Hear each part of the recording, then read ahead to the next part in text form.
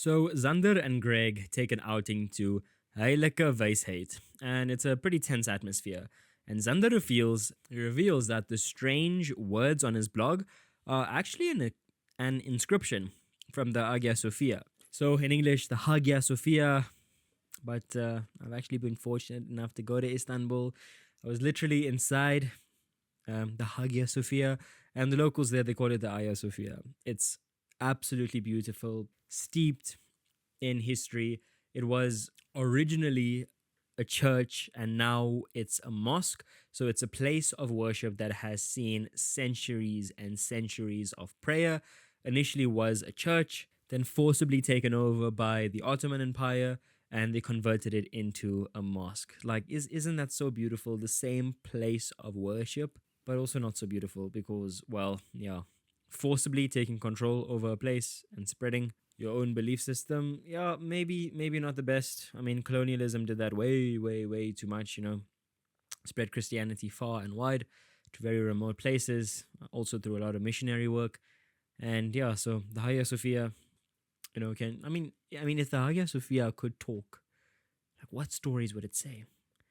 But yeah, it was really, it was such a surreal feeling being in there. And yeah, so look, I'm not particularly religious, but I went to the Hagia Sophia, took my shoes off, I said a prayer, and it's that level of like spirituality, not to get too deep here, but you just feel very peaceful. It's got this very serene atmosphere. There's just tranquility everywhere. It's madness because it's a very like big tourist thing to do. That's in the Blue Mosque, which is pretty close, but yeah, it was a really amazing experience. It's a very touching place.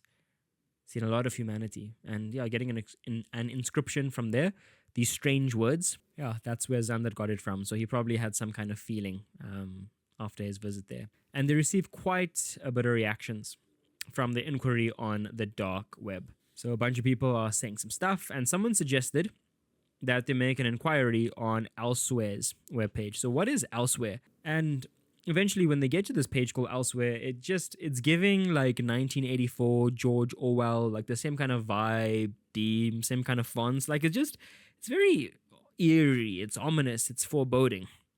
So yeah, very interesting stuff here. So look, I'm just gonna take a guess. Fani, are you there? Fani Falyun, the man himself who wrote this book. I feel like you went to Turkey. That's where you got a bit of inspiration to write, these bits of Donkerweb. And not just that, I feel like Fani, he's a bit of a fan of perhaps politics, maybe some socialism. Maybe he's interested in the readings of, well, just overall classism. Maybe that would explain his interest in George Orwell, having these like intertexts with 1984. I don't know, I'm just guessing. Maybe tag Fani down below. Maybe Fani will reply. What a legend, what an OG. One of Adult was awesome, and so is this one. I would really love to meet Fani Viljoen as well. He's taken the Afrikaans literature world by storm, I must say. Put out some really good books. Like, this is nothing like, Worth Macy. And that this is an absolutely cracker of a book. I love it. Love this book so much. So yeah, cheers to Fani. Not Fani de Villiers. Fani Viljoen. Unless Fani Viljoen can bowl at maybe 140 k's an hour. I don't know, Fani, can you?